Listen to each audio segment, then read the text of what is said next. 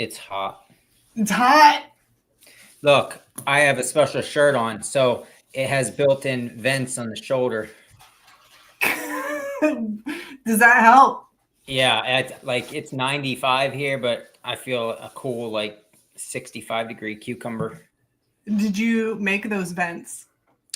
No, this is actually a really, really nice shirt for really hot weather. It's Patagonia and it's super light. You can see through it, but the seams are not stitched. They're taped. And this is 10 years old and the tape finally is giving away.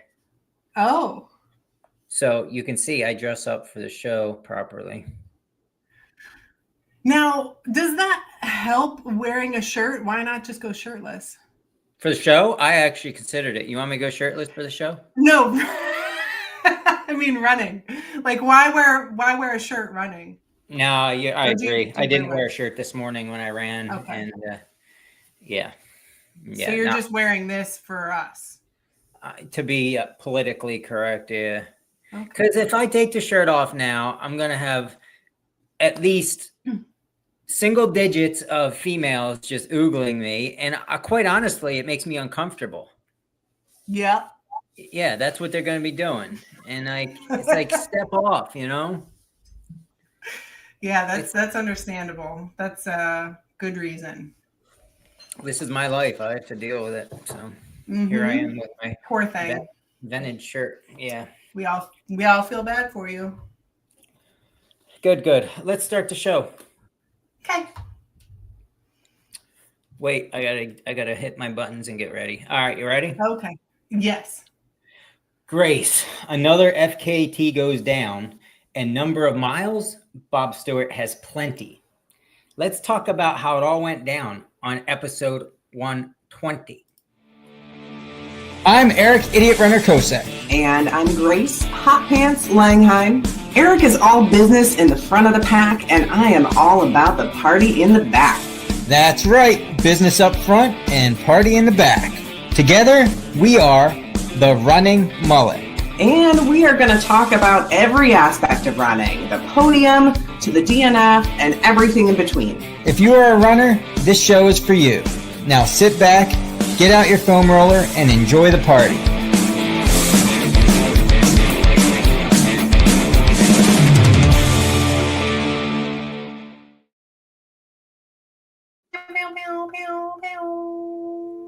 It is hotter than Satan's crotch up in here. Yeah. Yep, it sure is. You had near 100. I had stupid hot. I don't care. It's too hot. I can't do anything outside. I had off today. I tried to do stuff till I couldn't, but it was just ugh. Yeah, it was. It was yeah. It was ugh. How was your weekend? It's Monday, so the weekend just happened. Yes, weekend was great. Jason and I went on a little adventure for our anniversary, and it was lovely. And we left pretty early Friday, and we were gone all day Saturday. Came home Sunday morning, but still came home with enough time to get laundry done and everything and get settled for the week. So I just feel refreshed and I'm ready to go. Nice. Yeah. I mean, that's all that really matters is how you feel. That's right. Thank you. Yeah. Hey, I keep forgetting today's Monday because it didn't work. Are you gonna? Yeah. How was your weekend? My weekend was all right. Nothing really to say. No, I had a funky week. Last week, I took off Thursday and Friday, and we took Lauren down to Nationals in Philadelphia. I'm not a fan of Philadelphia. I don't like Philadelphia. I don't ever want to go back to Philadelphia, even though I'll go back to Philadelphia. How about we talk about how great Philadelphia is, and then after the show, I will show you the statistics on how many Philadelphia listeners we have. Philadelphia is great. No, it's a great town, a lot of history, great food. I'm just not a city person anymore. It's where I'm at. I need to spend time in the city to get used to it again. because right now I'm an old lady who freaks out and panics and has anxiety, and no thank you. So, but anyway, it was very exciting to go down there for track and field nationals. Lauren got her New Balance backpack, which is like the most important thing. She raced against like, you won't believe how fast all these girls across the nation are. It's kind of humbling because even states and track and field, like for PA, like there's fast girls, but Lauren's getting pretty far up there. But then you go into the big pond of the nation, holy moly. Yeah, and you take those Colorado runners, you know, from Denver and put them at sea level, and those lungs are, whew. So then, to continue my talk about my weekend, because that's what's most important. That's right, little lady. You look like you aged like 20 years since last week. So I feel like I have, Came home Friday. I had to work Saturday because we had the big Laurel Festival in Wellsboro. Oh my God. If you gotta come to Laurel Festival, it's the most amazing thing. Oh my God. Like, you see, there's so many knickknacks by, and oh my God. There's not too much traffic though, is there? Because it's funny because like the little cute town of Wellsboro is packed to the gills, and everybody like I work with is like, oh, it's the worst day of the year, blah, blah, blah. And I'm there, like, just got back from Philly. I'm like, this is amazing. So anyway, because I work Saturday, I had off Sunday and today. So that is my weekend in a nutshell. My running is coming around, I think, slowly, which is good. The dioxycycline, I think, is doing what it's supposed to be, which is good. You had a nice little track run this morning, right? I did. I mean, that was kind of a test of my Achilles and stuff, and I'm thrilled with it. So knock on wood, nothing flares up tonight, and we're good. And it's like, I think we went over this, but it's like 95 degrees here, but I made a cup of hot tea for this show, and I'm sweating like crazy. Why did I do that? Because you're a little old lady, and little old ladies love hot tea. Yeah. So I don't know. Anyway, yeah. So it was a busy week for all of us. And here we are in the Satan's crotch of summer, I guess. Yep. So we had Bob Stewart on the show today. He might have the record now for a number of times being on, but I'm Jordan, I think. I'm pretty confident this dude only runs FKTs just to be on our show, like no other reason. That must be. I think it's just to talk to you, Eric. Yeah, well, I don't know which one of us, but it only makes sense. Like, he's going out, he's picking FKTs because he's like, oh, I can be on the Running Mullet again. Yeah, so this is what I did last weekend. Last weekend, I did some running, and I was messaging Jordan the whole time so we could figure out where Bob was because we were following his tracker. And here's the thing is, like, I have a million questions. So Bob finished his FKT, and then when he was flying home, I was like, well, I can just ask him a bunch of questions, or I can just ask him if he wants to be on the show, and which one is more like efficient. And probably just have him on the show, right?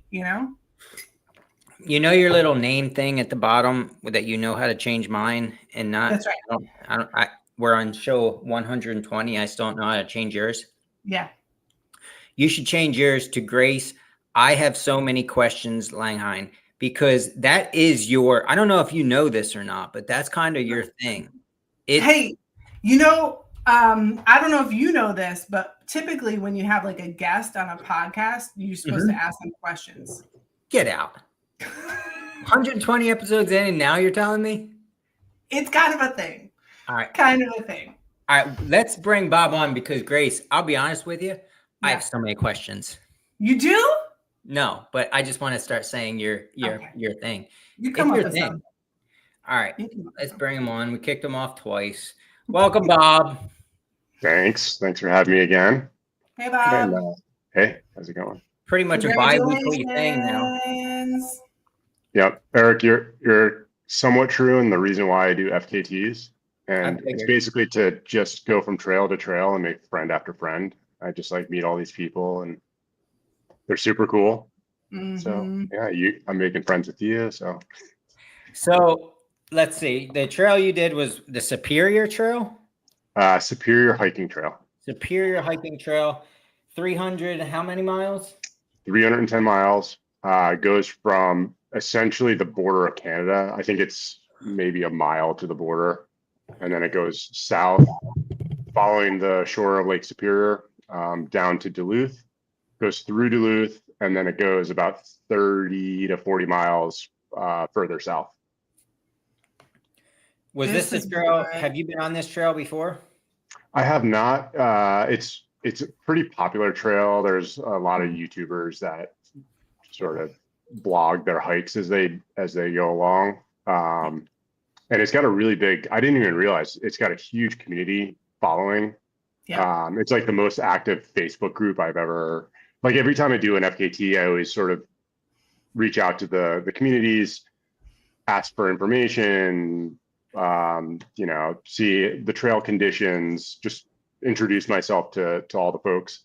And this group was really active. It's pretty incredible. They have a ton of trail maintainers, just a lot of people that love this trail. So it was really cool. Yeah, it was really cool to. The Superior 100 is partially on the Superior Hiking Trail. This is one that's been on my radar for a long time. It looks absolutely gorgeous. So when you said you were doing Superior, I was like, man, it's because, like you said, this is, and people who are not from that area, from the Midwest, might not know this, but it is not just a popular hiking trail, but it's a popular route for FKTs. And it already had a pretty aggressive FKT. So I have a lot of questions, and this was not an easy one either. You had to be focused for this FKT. Absolutely. That's why. How much elevation gain did it have? Not a lot. And I can't remember the exact amount, but as like compared to the Bent Mackay Trail, which I attempted back in March, or even the Mid-State, it's less. I can't remember the exact numbers. It's not as much as the Mid-State, and it's far less than Bent Mackay. But the terrain is like the roots and the rocks are on par with Pennsylvania, which I was not expecting. Right. That's what I've heard. Yeah. Yeah. So how far, Grace? You're not going to be able to ask any questions because I have so many questions. You do it. Do it. This is good training. I'm going to give you feedback afterwards and let you know how you did. I forget. Oh, how much did you set the FKT by? I think it was 2 hours, just over 2 hours, I think.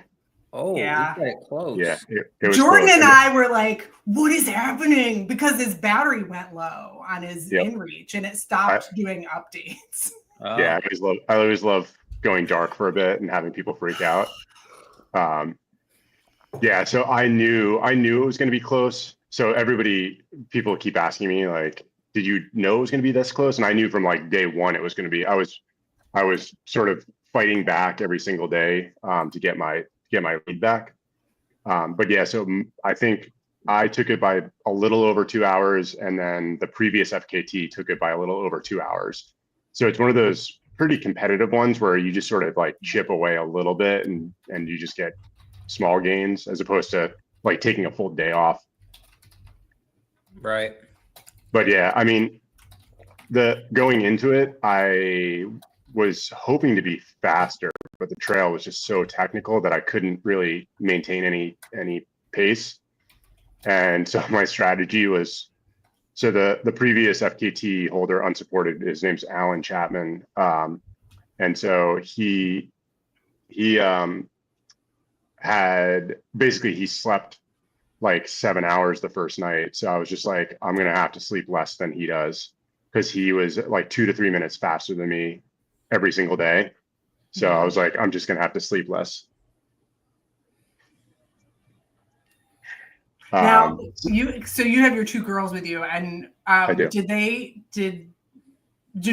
So one of them ran over the weekend, right? At Little Loggers? Yes, Caroline did. She's watching TV, but yeah, we just got back from Little Loggers. Yeah, she did. Congratulations. And who's this? This is Addie. Hi, Addie. I'm watching the show too. You're watching the show too? Yep. All right, go back with your sister. All right. So I knew, like, after the first day, I was 2.5 hours behind the FKT going into camp the first night. And I was just like, all right, I'll sleep. I slept an hour the first night, and he slept, like, I think he stopped for 7 hours. So I got my lead. When I woke up the next day, I was like 4 hours ahead. And then at the next day, I lost another 2 hours. I was only 2 hours ahead. So I kept, like, going back and forth with sleep and losing my pace. But so yeah, it was close coming into it. Yeah. Eric, you said you have so many questions. What's next? Oh, I thought I had a lot already.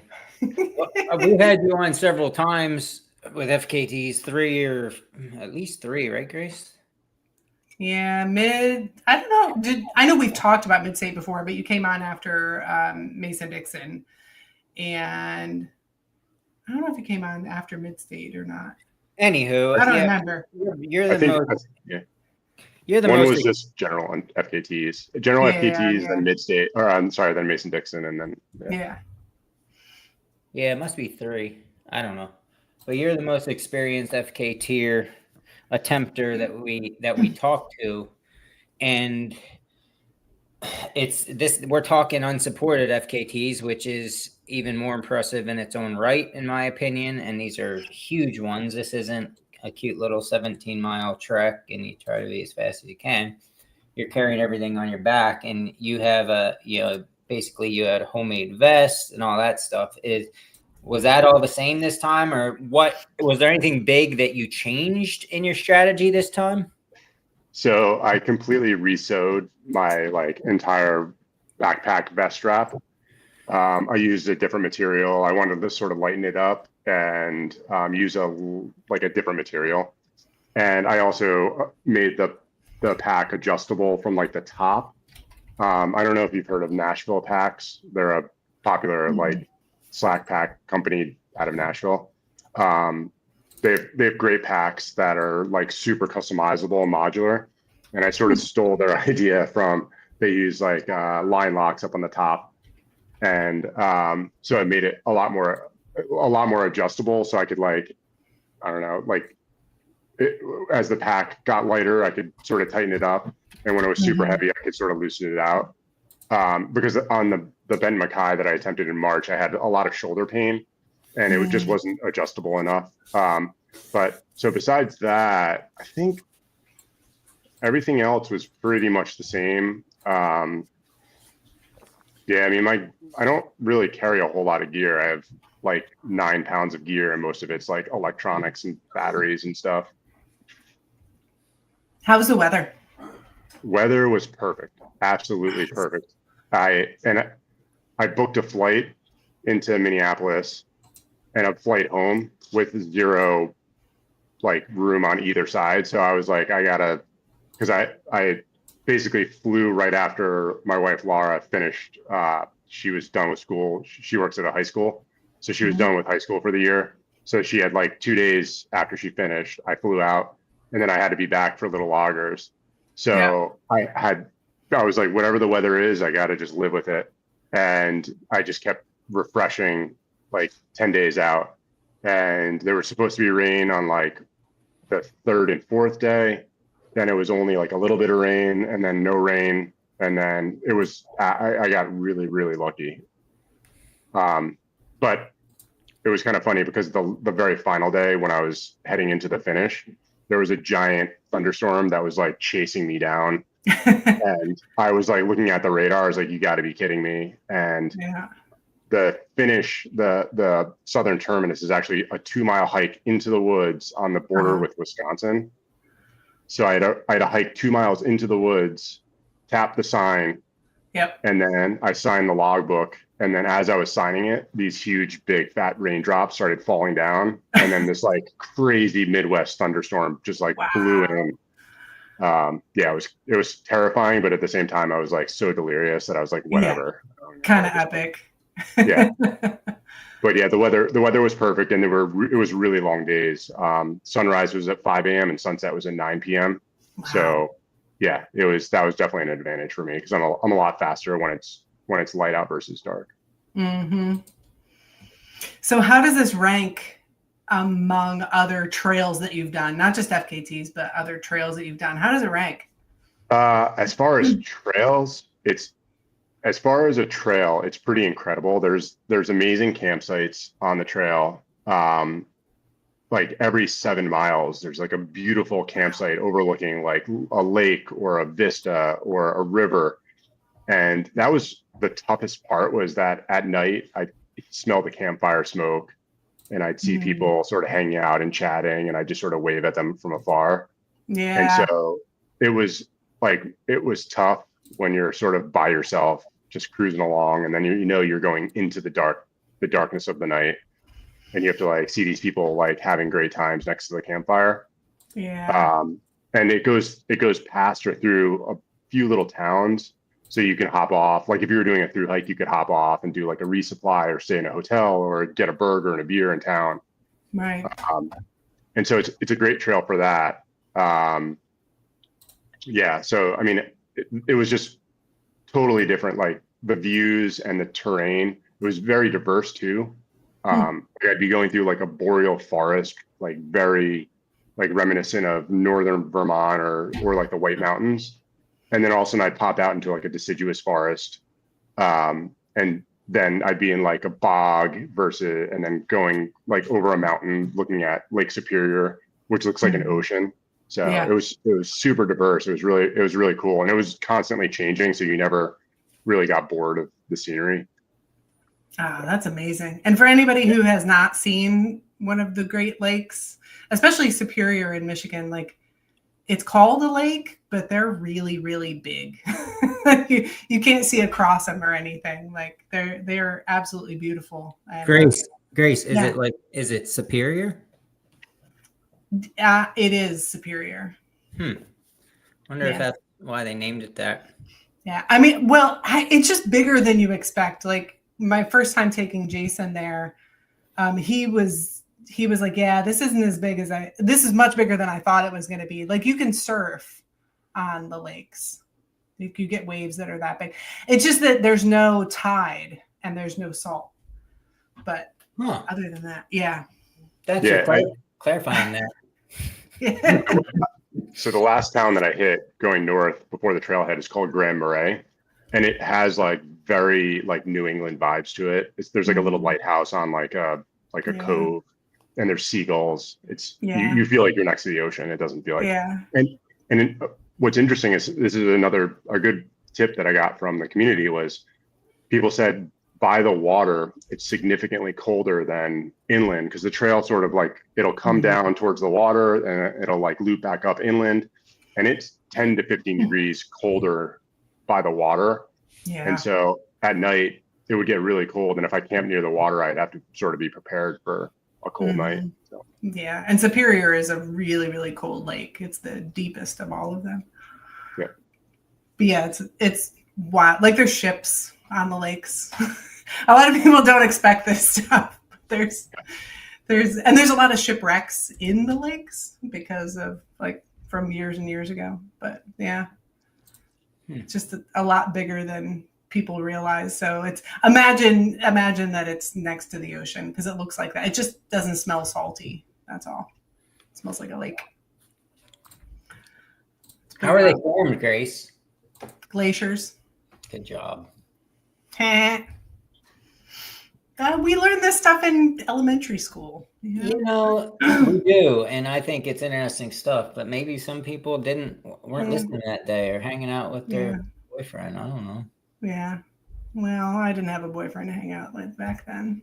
No, they are. That's called the Great Lakes for a reason, because as far as lake goes, they're beyond enormous. So, and Jason, when I took Jason there for the first time, he's like, "Wow, this is like Ocean City, only it's clean and there's no people."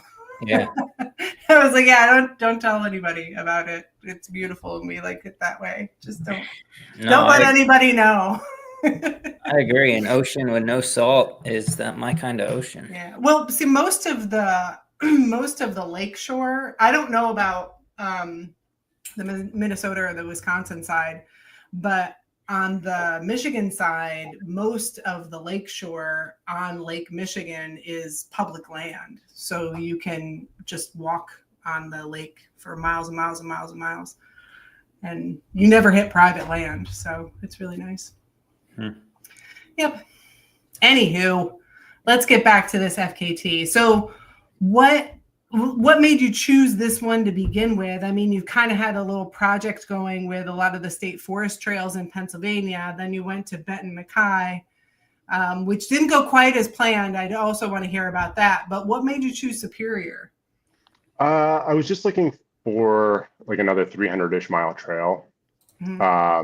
I'm kind of done with the Pennsylvania trails. The only one I have left is the Baker Trail.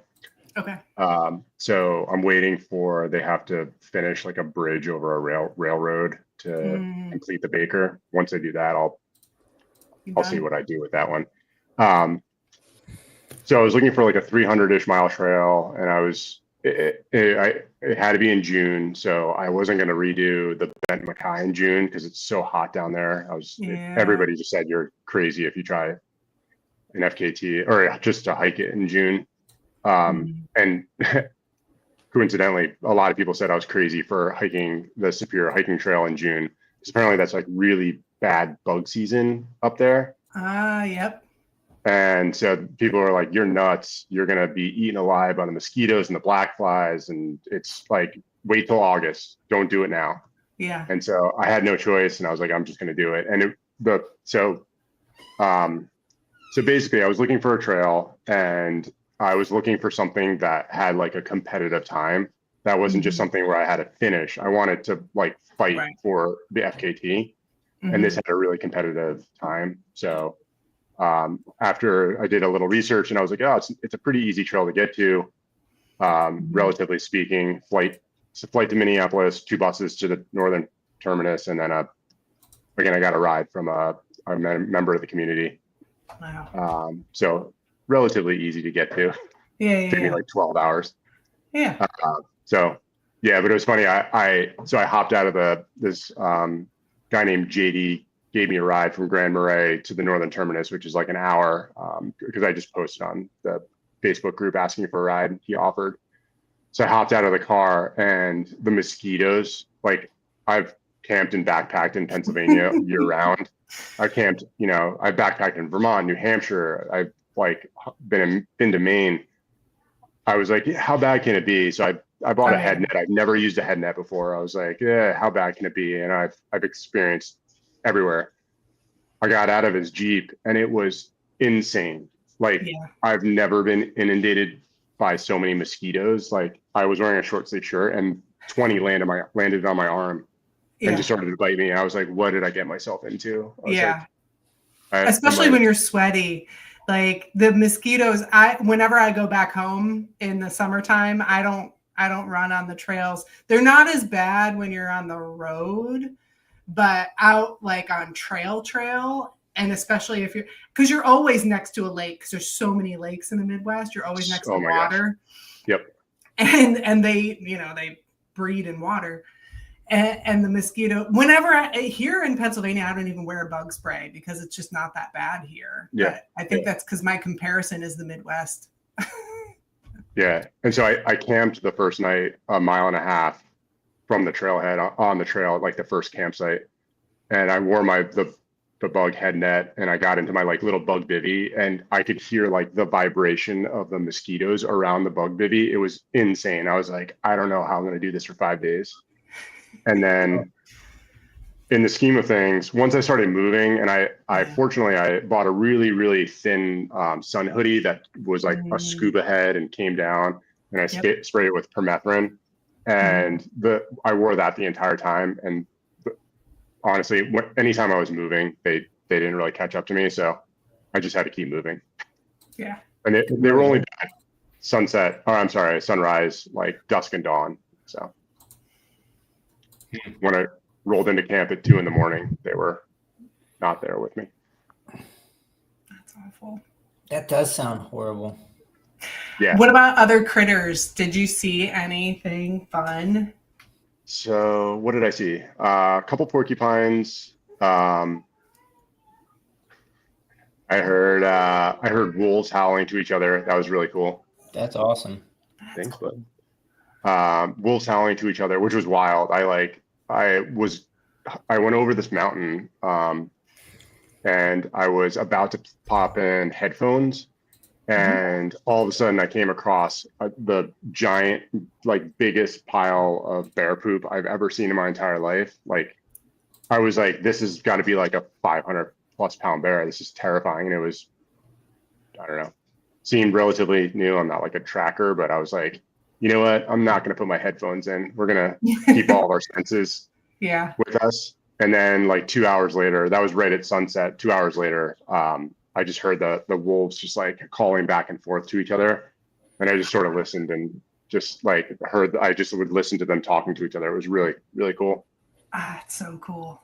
Yep. Yeah, saw moose tracks. Didn't see any moose. I was hoping to see a moose, not firsthand. Yeah. Saw a lot of garter snakes of all things. Yeah. A lot of garter snakes. How about humans? Like, it's a pretty busy trail, you said? A lot of humans. In certain sections. There was like 2 sections that were pretty remote, and I didn't see a lot of people in there. But there were I saw a lot of people just like backpacking and hiking. And it was funny that because I posted on the Facebook group, a lot of them would say like, "Oh, are you Bob? Are you going for the record?" And then it was really like sweet. Like, I passed one group and I just said, I was like, "Morning," and they said, "Good morning." And as they passed, they were probably like 10 yards behind me. They just said, "We're rooting for you, Bob." And they're like, "You got this."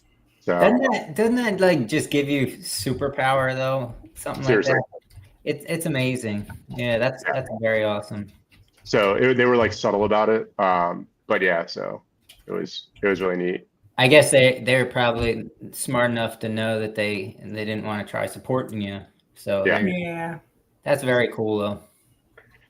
But yeah, so I ran into a lot of people, and just chatted with people. I probably wasted an hour and a half, 2 hours talking with people on the trail. There was just so many. You get a conversation for 5 or 10 minutes, and then I tell them what I was doing. They're like, "Oh, don't let me keep you." I'm like, seriously, I'm like, I'd go insane if I didn't talk to anybody for 5 days. So,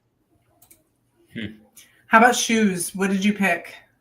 So I picked the Topo Mountain Racer 4s. Okay. I really struggled with this. I didn't know. I knew it's a really rooty trail and rocky and wet, like muddy. So I wanted something like, I only run with like, what is it? Vibram, like Mega Grip. Right. I just don't trust anything else. I don't really like non-Vibram shoes.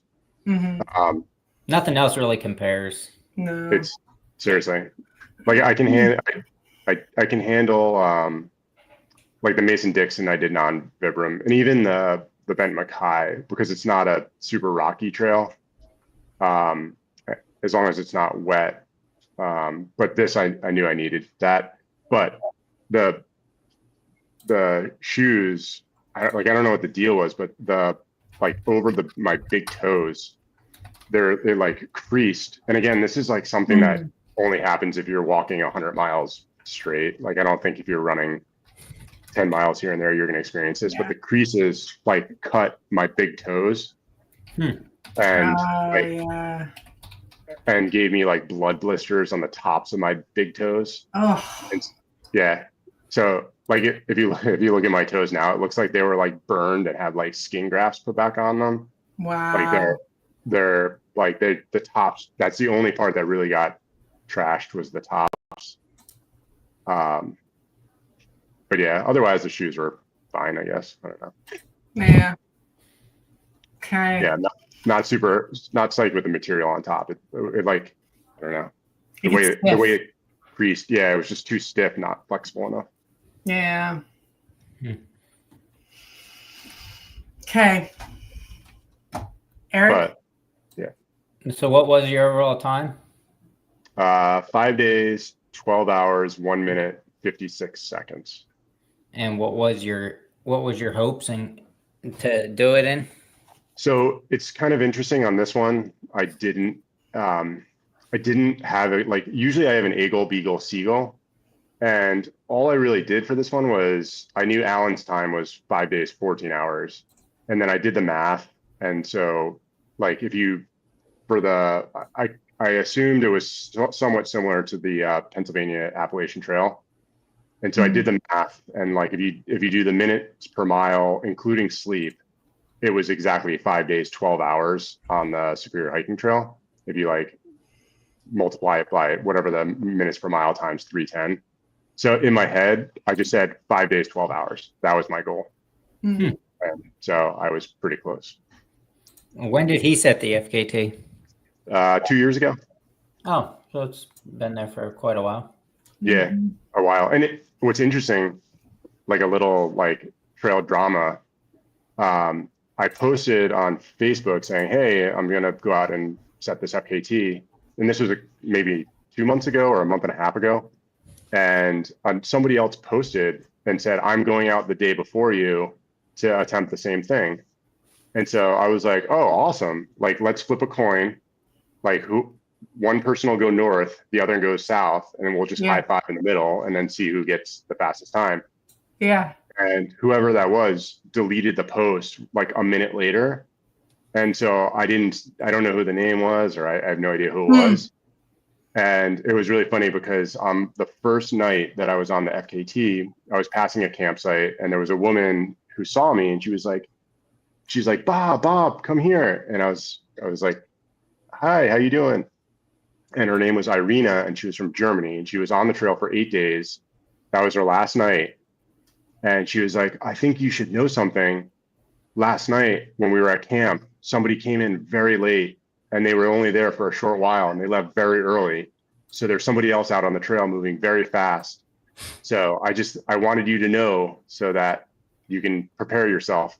So, I have no idea who it was or what happened, but that was kind of funny that somebody else was out there. And I kept like looking in the mud to see if there was like, if I could see the tracks and be like, oh, is this like, yeah.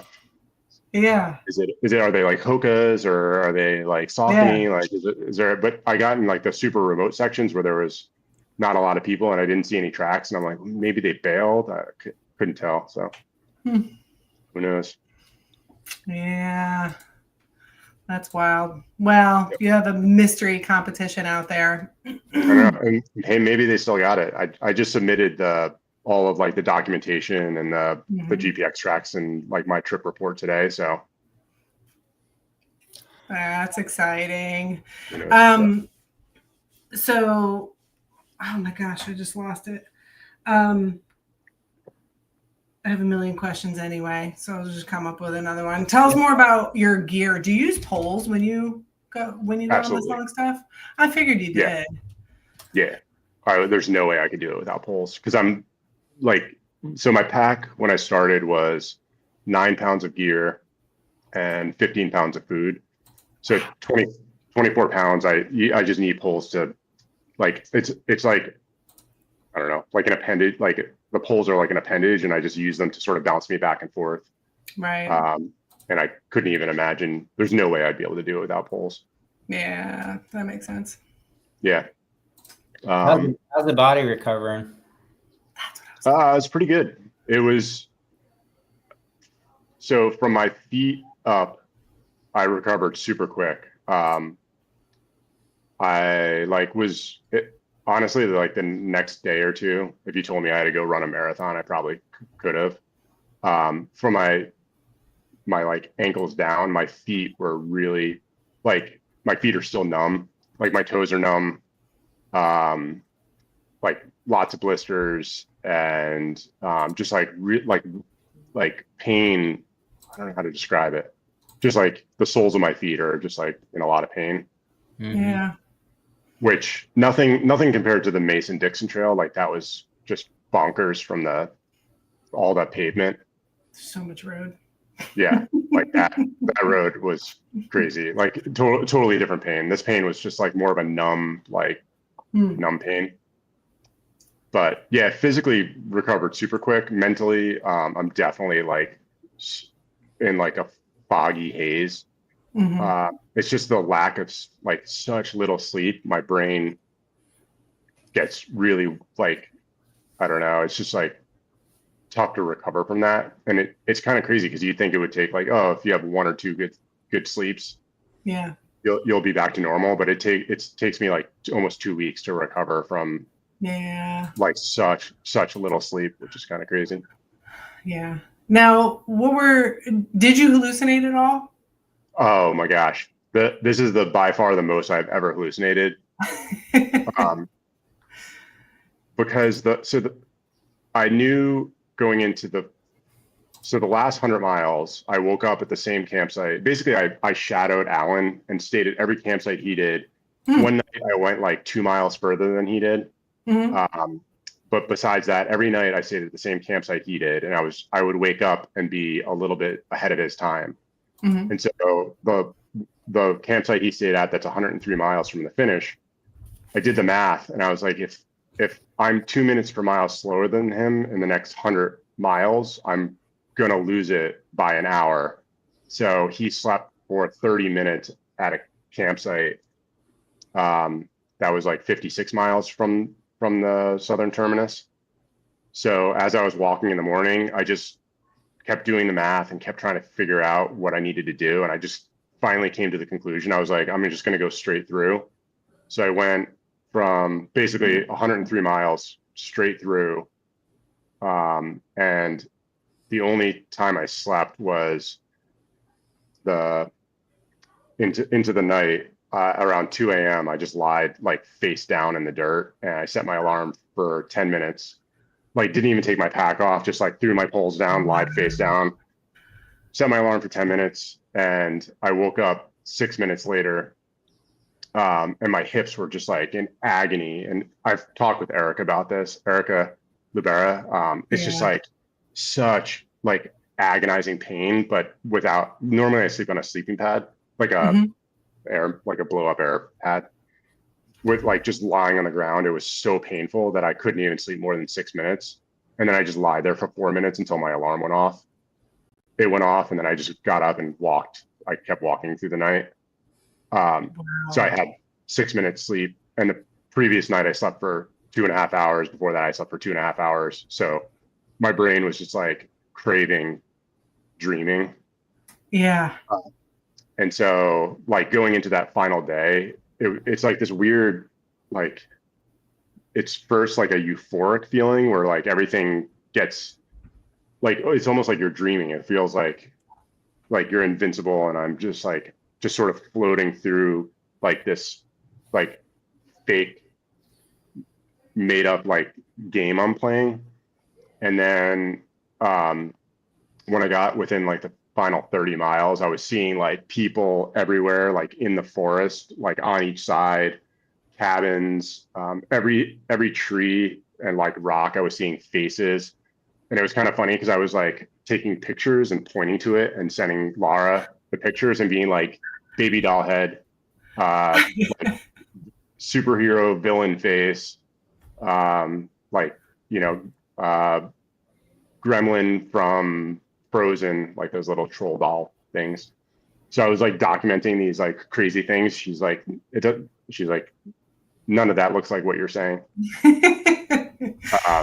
And so like it's still like it's still like reality, like you know what's going on, but I'm just like seeing these crazy things all over the place. It's hard to explain. I don't know. Yeah. So that's so wild. But you were able to still stay on task and still keep moving and figure out that you needed to go straight on that trail, right? Yeah. So I actually have, so what I do is I have 2 watches. My left watch is my Garmin, which has like waypoints to the next turns. So I know like in 1 mile, I need to make a left. After that, it's 2 miles, and then I make a right. And then on my right watch, I had my Coros, which has like a breadcrumb map. And so basically it's just a red line, and I just have to stay on that line because in the last like 30 miles, there was like one section of a state park, and I was convinced that I was just doing like loops in this park. Right. And I was doing the same trail over and over. And fortunately, like I can see in my watch, if you retrace your steps, it goes from like a red line to a white line. So I knew that I wasn't retracing my steps, but I'm like, I swear I've done this trail. And I had like serious deja vu where I've been here before, but I've never been to Minnesota before. And I was like, then I went over a bridge and I'm like, I've been over this bridge 20 times already. I don't understand what's going on. It's just your brain is like playing these crazy tricks with you and like trying to convince you to do other things. And like, I don't know. Yeah. It's wild. I'm good on you for staying focused. I remember listening to the guy who he was running the Iditarod one year and he came close to finishing, but he was like a mile from the finish line, but he thought he was done. So he started to go to his hotel, but he was just in the middle of the snow and took off his tracker and he took off his sled and he was just wandering around in the snow because he didn't realize that he wasn't done yet. Yeah, it's kind of crazy. And I'm convinced that it's like my brain trying to dream, like forcing dreams in when you're still conscious, which is a really uncomfortable feeling. Because it like will see little things. Like, for example, I saw ferns and the ferns that I saw, my brain turned that into the gills of a great white shark. That was a mylar, like a life-size mylar balloon. And so I was like, oh, that's cool. And I just like walked past it. Wow. So yeah, there was a lot going on. And I was like, yeah. The weird thing is like, there's so many similarities in this stuff that you're talking about. Like you mentioned that you were playing, like it felt like you were playing a game. And that's exactly how I felt when I had serious went delusional when I did Tahoe. It went from I'm in a race to instantly my head clicked and it was like, why are we playing this capture the flag game? Because we were following ribbons. But that's the instant, like my brain was convinced, what are we doing? And then not only that, but exactly what you just said, I was convinced my pacer was sabotaging me and taking me in circles. And I called him out on it. I said, put down a stick and I bet you we're going to cross this stick again. So my brain was smart enough to know, like with it enough to know that you could put down something and if we're going in a loop, we're going to see it again. But it was so far gone that it wasn't believing. Like I felt like we were making constant rights or constant lefts. I was like, there's no way that you're sabotaging me here. But yet it wasn't. He was just following the flags. And it's the same like you just said. It felt like you were going in circles. It's kind of weird that it's the brain, even though you lose your marbles, that it's focused on those couple things, seems like. That's wild. I don't know. That's odd though. I don't know. That's some of the fun stuff that you get to remember. So I like to steal this from Anish. What's your highest high? So it was kind of a unique trail. It's kind of funny that I was way closer to quitting on the Mason-Dixon trail than at any point on this trail. Like there was no point in this entire effort that I was like even remotely close to quitting or even like it crossed my mind. I was just like just pushing on through. I think it was partly because it was so beautiful and I just really enjoyed like seeing whatever was new. And I was really comfortable on the trail. It's one of those things you can't really like bottle and like prepare for next time. I just felt really comfortable. I mean, my lowest low it wasn't like a single point in time. It was just the fact that I couldn't keep pace with Alan. And I was like, what is he doing? Because he didn't really run that much. He just was consistently like a fast hiker, I guess. And it was just kind of rough that I was like, if I could just like walk faster, I could sleep a little bit more. So that was frustrating. But I mean, the highs were really the final day when it was weird because I kind of resigned myself in going into the final night. I was like, you know what? I don't think I'm going to get the FKT. I think I'm going too slow and I'm taking too much time. So I finally just sat down and I had like a huge blister on my foot and I needed to like take care of some stuff. And so I just sat down for 15 minutes and like popped the blister and like re-taped my feet and I put on some compression socks, and I started walking again. And then everything just sort of spun around and felt so much better. And then going into the next day, I just felt super positive, and I was like, whatever happens, even though I was like so tired, I was like, whatever happens, I still hiked the trail. I had a great time. It was a cool experience. Yeah. And then when I got through Duluth, I was like looking at my time, and I'm like, I might be able to do this. I like might be able to do this. And I got really excited, and then just started like picking up the pace. And I think besides the first day, the last 50 miles was my fastest pace, which is kind of crazy. Wow. Yeah. Which is kind of my thing. I always go fast out of the gate, and then the final day I kind of push it. And those are always like my two, like, I'm able to kind of close, but it was really fast the final time this time. Yeah, it was so close. Now, have you talked to, you said his name's Alan. Have you talked to him since then? Yeah, I had a chat with him before and after. He's actually hiking the PCT right now. Oh, so, wow. Yeah, it was pretty cool. Very cool. But yeah, I had a great conversation with him beforehand and then after. And it was also really interesting.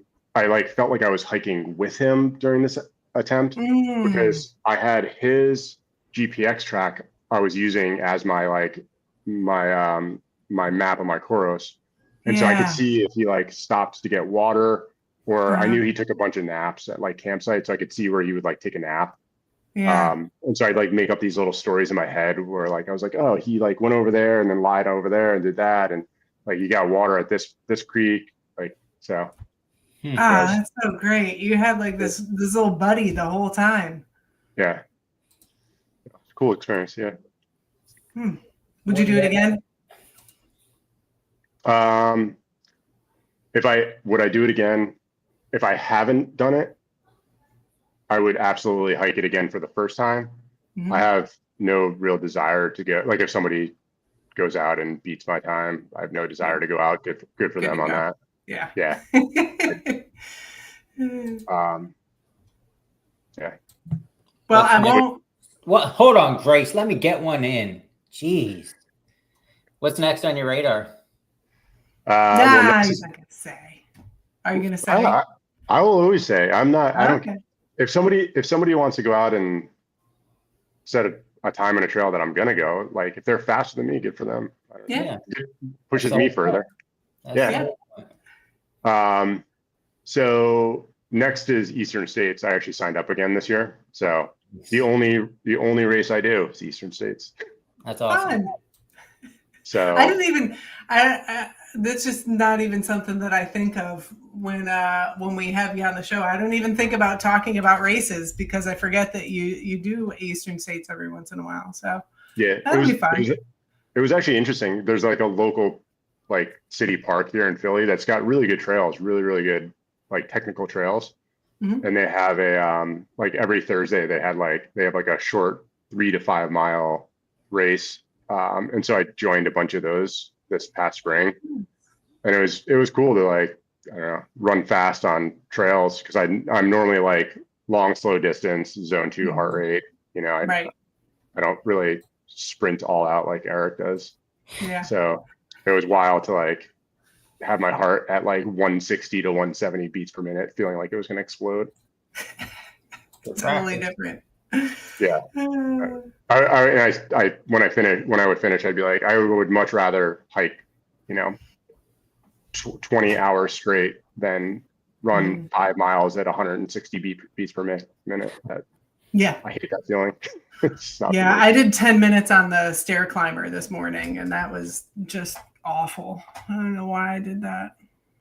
10 minutes.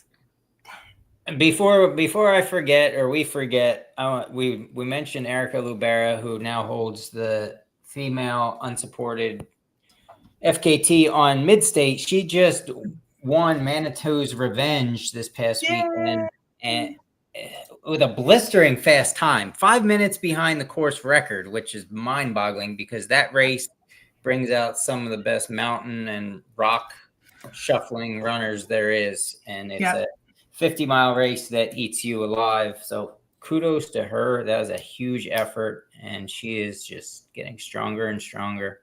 Can't wait to see what she does next too. Congratulations, Erica. Yeah.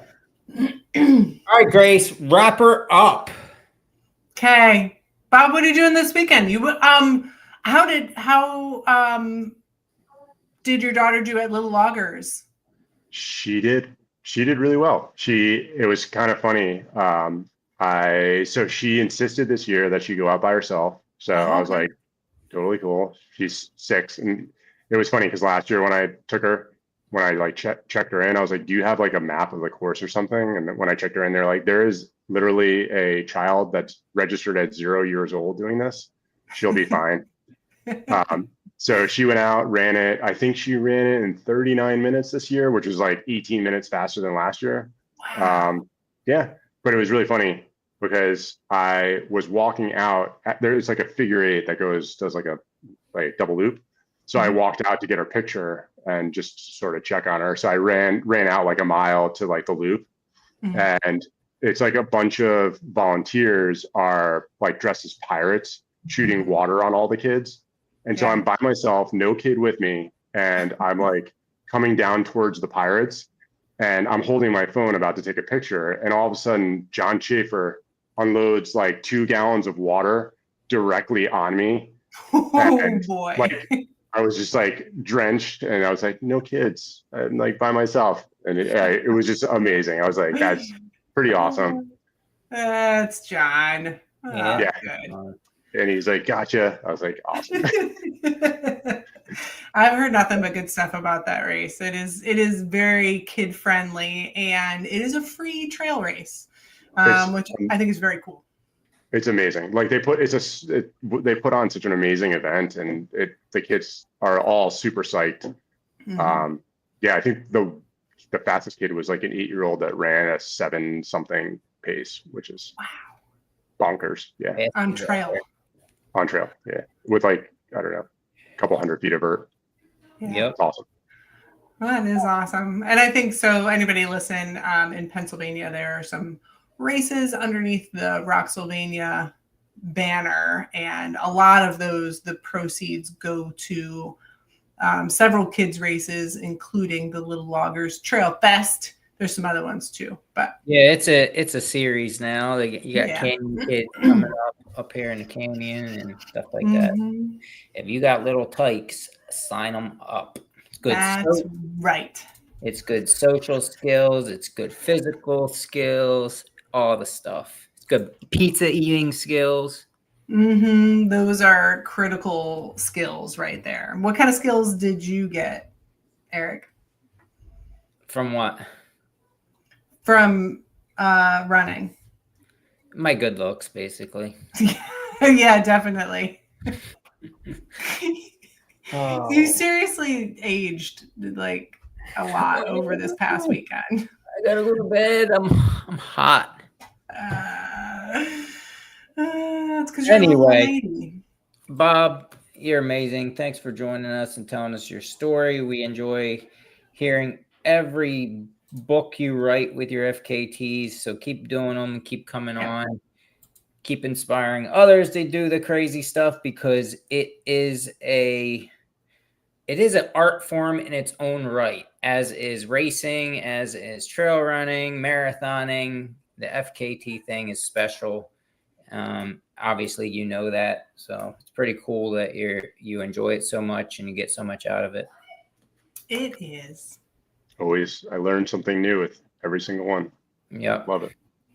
Absolutely. Thanks for coming on. Eric, what are you doing this weekend? Good answer. I don't know what I'm doing this weekend, honestly. Boy, I don't know. I have to get on that. I don't know if I have anything going scheduled. I'm boring. Sorry. What are you doing, Grace?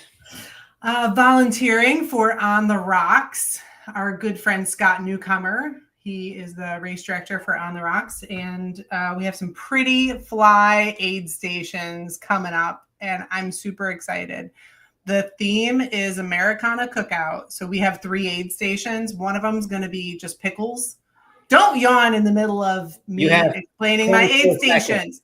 Hurry up. Pickles, And another one is ketchup and mustard. And the other one is hot dogs and hamburgers. And I am going to wear my pickle shorts. And I'm very excited about it. Thank you very much.